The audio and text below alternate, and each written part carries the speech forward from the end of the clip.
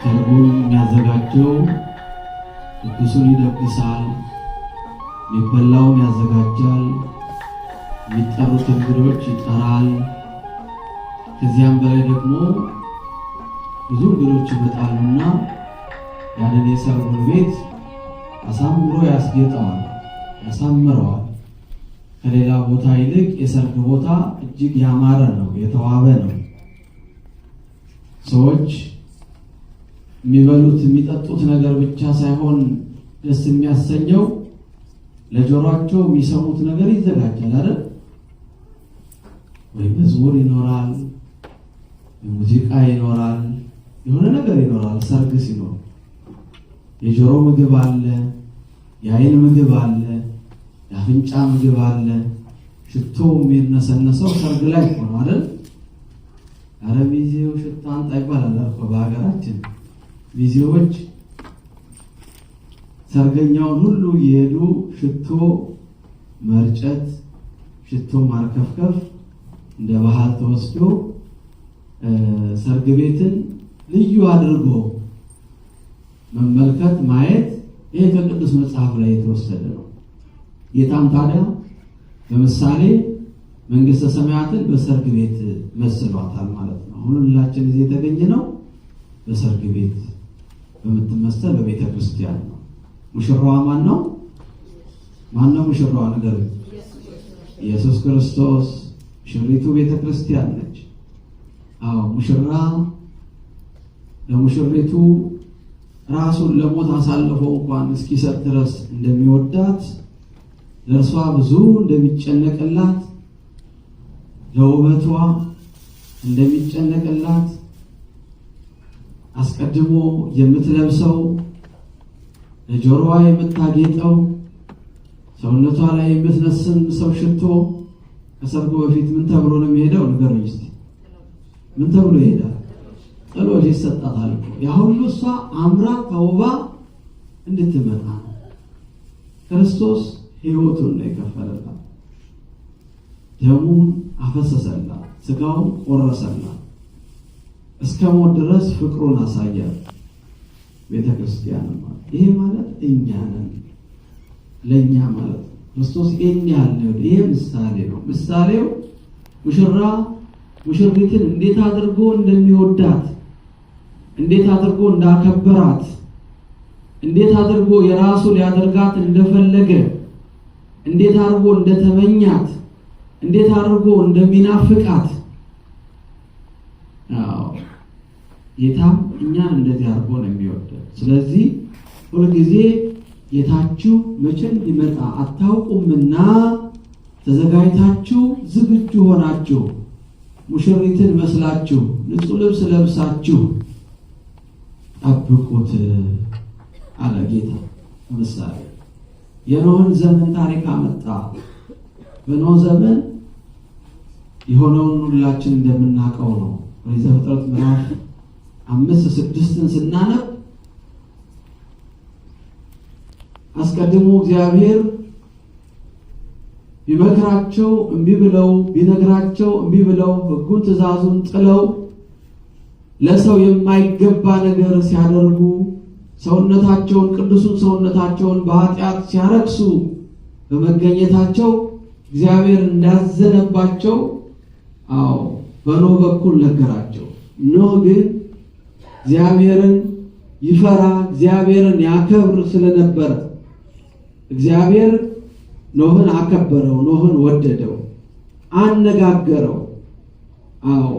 ሕዝቤ የፈጠርኳቸው ባሪያዬ በአምሳሌ የፈጠርኳቸው ሕዝቤ አሳዘኑኝ፣ ልባቸው ከኔ ራቀ፣ ጆሮአቸውን ከኔ አራቁ፣ እምነግራቸውን እሺ በጄ አላሉ፣ ክብራቸውን አዋረዱ፣ ነውርን ገንዘብ አደረጉ፣ እምቢተኞች ሆኑ፣ በራሳቸው መንገድ የሚመላለሱ ሆኑ፣ ከእንስሳ በታች ሆኑ።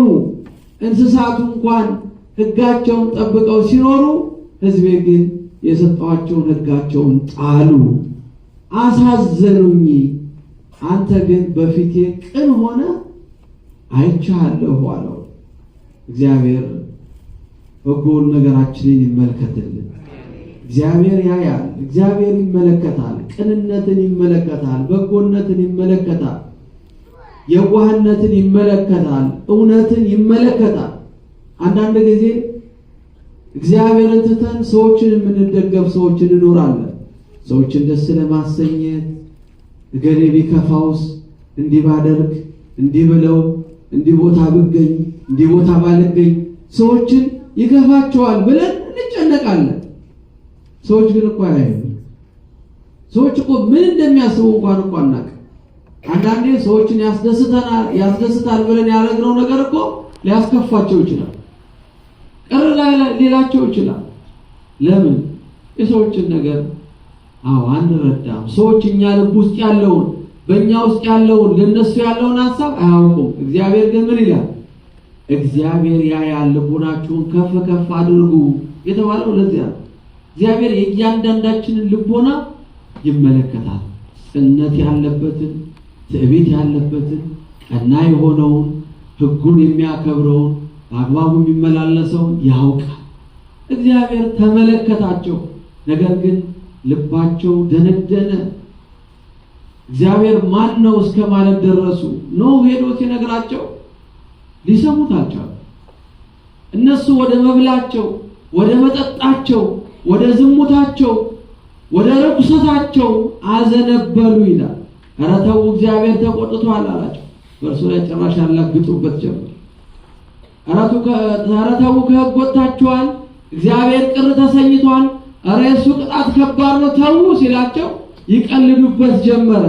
ለመሆኑ ይሄ አንተ የምትለው ምጽአት መቼ ነው የሚመጣው?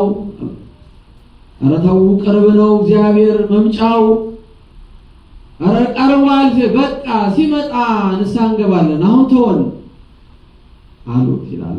ዛሬ ብዙ ቢተኞች ሰዎች አሉ፣ በእግዚአብሔር ፊት በትዕቢት የሚመላለሱ፣ በእግዚአብሔር ፊት ራሳቸውን አዋቂ የሚያደርጉ፣ በእግዚአብሔር ፊት ራሳቸውን የሚያመጻድቁ ሰዎች አሉ። የትህትና ልብስ መልበስ የተቸገሩ አሉ። ፍቅርን የተራቆቱ ሰዎች አሉ። የራሳቸውን ክብር እንጂ እግዚአብሔርን የጣሉ ብዙ ሰዎች አሉ። እግዚአብሔርን ጥሎ ደግሞ ክብር የለም ወገኖቼ። በቤተ ክርስቲያን ስንመላለስ መጀመሪያ ትህትናን ይዘን መምጣት አለ። እዚህ በትህትና የተመሰረተች ቤት ነች ቤተ ክርስቲያን። ከኔ የጎደለው ነገር ምንድን ነው? ከኔ የሚጎድለኝ መተን እዚህ መቆማችንን ብቻ አይደለም ማየት ያለው። እግዚአብሔር ይመለከተናል። እግዚአብሔር ይመዝናል። እግዚአብሔር ይለካል። መዘነህ አረኮ ነብዩ ዳንኤል እዛ ብልጣሶር ለሚባለው ሰው እግዚአብሔር መዘነህ፣ ነገር ግን ምን ሆነ ተገኘ አለው? ቀለህ ተገኘ። ወገኖቼ ቀለን እንዳንገኝ የሰውን ሚዛን እንቶ የእግዚአብሔርን ሚዛን ልንፈራ ያስፈልጋል። እግዚአብሔር ይመዝነናል። እግዚአብሔር መቼ እንደሚመዝነን አናውቅ። ሌት መጣ ቀን መጣ አታውቁምና ምን አለ? ተዘጋጅታችሁ ኑሩ። ሌባ መቼ እንዲመጣ ቢያውቅ ኖሮ ባለቤት ቤቱን ያለውን ሀብት ንብረት ሁሉ በሩ ላይ ያሳርፍ ነበር፣ ቁልፉ ላይ ያሳርፍ ነበር። አሁን አንዳንድ አካባቢ ስትሄዱ አንዳንድ በሮች በሁለት በሶስት ቁልፍ የሚቆለፉ አሉ። አንዳንድ ቦታ ደግሞ ክፍቱንም ልታገኙ ትችላላችሁ። በቀላል በሪሞት ኮንትሮል የሚከፈት ሊኖር ይችላል። ለምን? ሌባ ቶሎ ቶሎ የሚመጣበት አለ። አንዳንዱ ደግሞ በቃ ነገር ግን እዛም አካባቢ እኮ ሌባ ሊመጣ ይችላል። ሁልጊዜ በር መኖር አለበት፣ መዘጋጀት አለበት። አሁን እኛ እግዚአብሔር ለዚያ ነው አጥራችንን እኮ ያላላ ነው፣ በሩን በደንብ ማጥበቅ ያልቻል ነው፣ በፍቅር ማሰር ያልቻል ነው፣ በትህትና በንስሐ በቅንነት መመላለስ ያልቻል ነው። ለምንድን ነው? እግዚአብሔር አይመጣም ብለን ስለምን። ነገር ግን አታውቁም ሌባ ይመጣ ዘንድ ግድ ነው አለ። ስለዚህ እንደ ሌባ መጣባቸዋለሁ አለ። ወገኖቼ ይህ ወቅት በሀገራችን ያው ክረምት ነው እንደምታውቁት። ቅድም ዘያበቁል ሳይረ ለእንስሳ ወሐመልማለ ለቅኔ ጓለ እመሕያው ከመ ያውፅእክ ለእምድር ብሎ ቅዱስ ዳዊት የተናገረው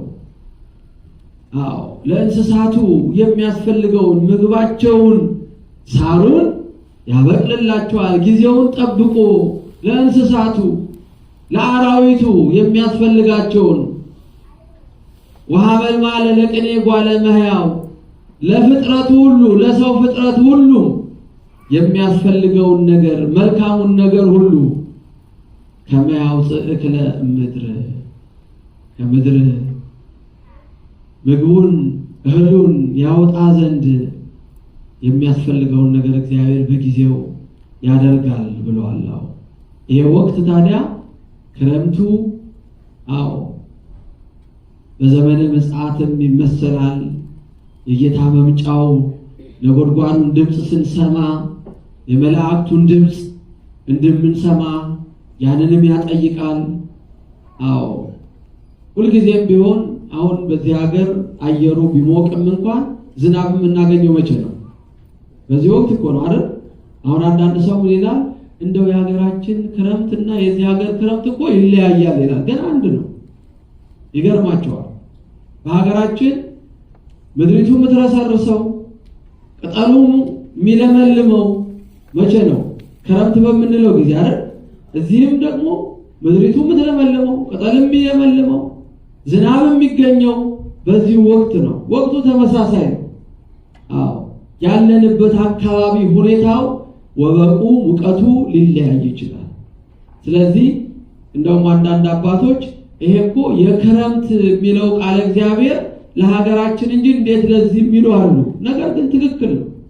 ይሄን ወቅት አሁን ክረምቱን ክረምት ብንለው የክረምትን ነገር አናይበትም እንኳን እጽዋት አዝርዕቱ ድርቅ ብለው ነው የምናያቸው። ዝናብ የሚባል አናገኝም።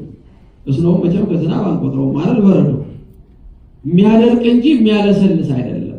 እግዚአብሔር ስራው ድንቅ ነው እና ወገኖቼ ሁልጊዜ የእግዚአብሔርን ምጽአቱን እያሰብን እንድንኖር እግዚአብሔር በእኛ ህይወት በእያንዳንዷ ህይወታችን እግዚአብሔር የሚሰፈር የሚለካ ህይወት እንደሰጠን እንድናውቅ ሁልጊዜ ተዘጋጅተን እንድንኖር ሁልጊዜ እግዚአብሔር እንደሚመዝነን አውቀን በምንናገረው ነገር ከሐሳብ ጀምሮ ሁሉን ነገር እግዚአብሔር እንደሚያውቅ አውቀን ተረድተን እንድንኖር ነው። እንግዲህ ቤተክርስቲያን እግዚአብሔር ያዘጋጀልን ቅዱስ ቃሉን እንድንማር ያደረገን ይቺ የደጅ መጥኛው ስፍራ ነችና አምላካችን እግዚአብሔር በሕጉና በትእዛዙ ጸንተን በማታልፈው በርስት በመንግስተ ሰማያት ደግሞ ሁላችንንም እንዲሁ እንዲሰበስበን ፈቃዱ ይሁንልን።